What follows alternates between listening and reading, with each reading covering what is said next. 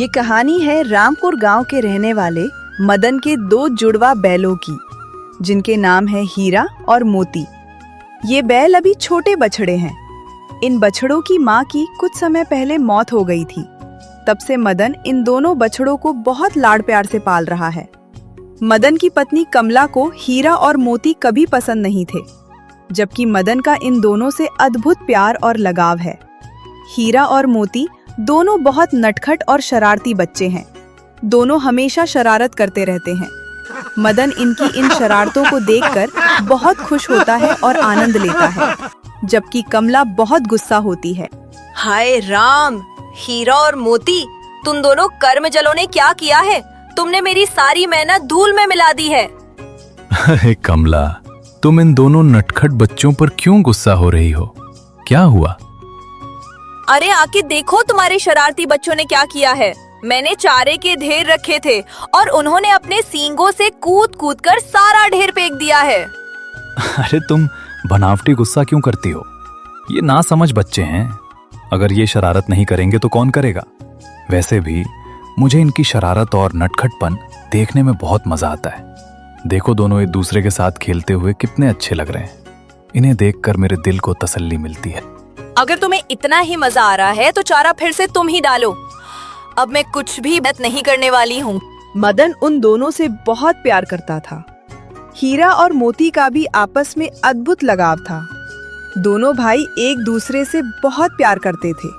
दोनों जुड़वा थे, जिसके कारण अगर एक को चोट लगती तो जख्म दूसरे को होता था, और अगर एक को दर्द होता था तो दूसरे भाई को वह दर्द महसूस होता था।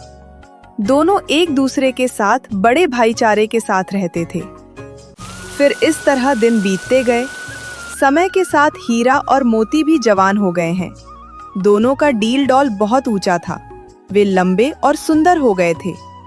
अब दोनों अपने मालिक की काम में मदद करने लायक भी हो गए थे। मालिक, अब हम जवान हो गए हैं। अब हमारा कर्तव्य है कि हम आपके साथ खेतों में आकर काम करें। बचपन में आपने हमारे लिए बहुत कुछ किया है। अब हमारी बारी है आपके लिए कुछ करने की। हाँ मालिक, हीरा सही कह रहा है। अब हम भी आपके साथ खेतों में काम करेंगे। क्या आपको खेतों को जोतने के लिए पड़ोसी गांव से बैल लाने की जरूरत है? हम जवान हैं, हमारा अपने खेतों को जोतना हो गया है। आज मुझे महसूस हुआ कि मेरे हीरा और मोती सचमुच जवान हो गए हैं। देखो कमला, मैंने नहीं कहा था कि हीरा और मोती बहुत समझदार हैं। देखो, आज वे मेरे साथ खेतों में काम करने के लिए कितने समझदार हो गए हैं। तुम और तुम्हारे बैल एक जैसे हैं। तुम भी जानवरों के साथ रहते रहते जानवर बन गए हो। हाँ, तुम बनी रहो। पता नहीं तुम कब समझोगी तुम पागल हो। अब मदन के साथ हीरा और मोती दिन भर खेतों में काम कर रहे हैं। हीरा और मोती को हल चलाकर और यह काम करके बहुत खुशी महसूस होती थी कि वे अपने मालिक के लिए कुछ कर पा रहे थे। साथ ही मदन भी अपने दोनों बैलों से बहुत खुश था। मोती, मैं चाहता हूं कि आज हल्का भारी हिस्सा मेरी तरफ रहे। हीरा, तुम ऐसा क्यों कह रहे हो? तुम जल्दी थक जाते हो क्योंकि बचपन में तुम्हारा एक पैर टूट गया था। तुम हल्का बोझ उठाओ और मैं हल्का और भारी हिस्सा संभालूंगा। दोनों के लगाव और प्यार की चर्चा पूरे गांव में होती थी, लेकिन अब दोनों के काम की चर्चा भी पूरे गांव में होने लगी थी। इतना ही नहीं, हीरा और मोती की चर्चा दूर दूर तक हो रही थी कि जहां आम बैलों की जोड़ी दिन में केवल 1 या 2 खेत ही जोत पाती है, वहीं हीरा और मोती दिन में 10-10 खेत जोत रहे हैं और अपने मालिक को इतना मुनाफा दे रहे हैं। ये सब देखकर कमला के मन में भी लालच आ गया, लेकिन उसका लालच अपने घर के प्रति नहीं, बल्कि अपने मायके में अपने भाई के प्रति था। सुनो, हाँ कहो। आज जिंदगी में पहली बार मैं तुमसे कुछ मांगने जा रही हूँ। देखते हैं तुम मुझे दे पाते हो या नहीं। अच्छा, अगर तुम मांगती हो तो देखो, सब कुछ तुम्हारा ही है। कमला मदन से कहती है कि उसे हीरा और मोती की यहाँ से ज्यादा वहाँ जरूरत है।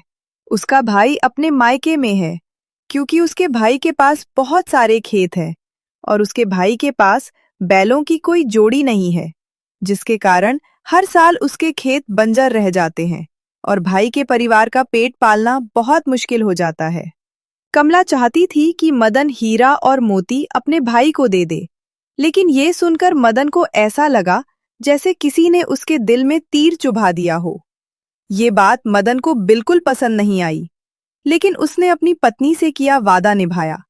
मदन के मुताबिक वो मजबूर था।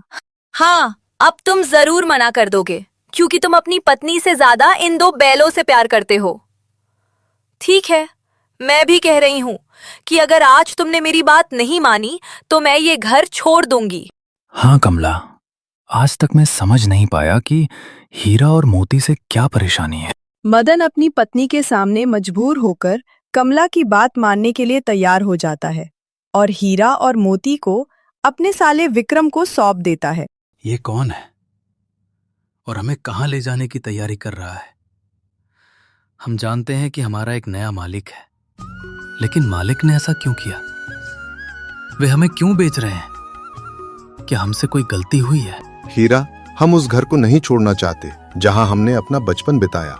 इस घर में हमारी कितनी अच्छी यादें हैं। मेरा दिल बहुत उदास हो रहा है। मैं यह घर छोड़ना नहीं चाहता, लेकिन क्या हुआ कि मालिक हमें किसी और के पास भेज रहे हैं? मैं अपने हीरा और मोती को दूर जाते हुए नहीं देख सकता। कमला, तुम ही हीरा और मोती को विदा कर सकती हो। कमला बहुत खुशी खुशी हीरा और मोती को अपने भाई के साथ वहां से विदा करती है और सोचती है कि बड़ी मुश्किल से इतने लंबे समय बाद उसे दोनों बैलों से छुटकारा मिला। शुक्र है भगवान, मुझे इन 2 बैलों से छुटकारा मिल गया। इससे एक तीर से 2 शिकार हो गए। मेरे भाई के खेतों का काम भी हो गया और मुझे भी इन बुरे कर्मों जलों से मुक्ति मिल गई। ये बैल बहुत जिद्दी हैं और घर जाने में इतना समय लगा रहे हैं, और दोनों एक राजा और महाराजा के रथ को बहुत आराम से खींच रहे हैं। मदन का साला विक्रम उन्हें तेजी से चलाने के लिए डंडे से बहुत पीटता है। जब डंडा एक पर पड़ता था तो दूसरा अपने आप चोटिल और जख्मी हो जाता था। दोनों चलने में अटक रहे थे, क्योंकि आज से पहले उन्हें कभी किसी ने नहीं पीटा था। जिंदगी में पहली बार किसी ने उन्हें इतना पीटा था। जैसे तैसे मदन का साला दोनों को लेकर घर पहुंचा और उन्हें एक छोटी सी गौशाला में बांध दिया और सूखा भूसा डाल दिया। मेरी जिंदगी में यह पहली बार है कि किसी की इतनी पिटाई हुई है। मोती, मुझे दिखाओ तुम्हारे घाव कैसे हैं। नहीं हीरा, मैं ठीक हूँ। मुझे तुमसे ज्यादा बुरा लग रहा है। दोनों भाई उस छोटी सी गौशाला में घुट रहे हैं। तभी विक्रम की बूढ़ी माँ वहां आती है।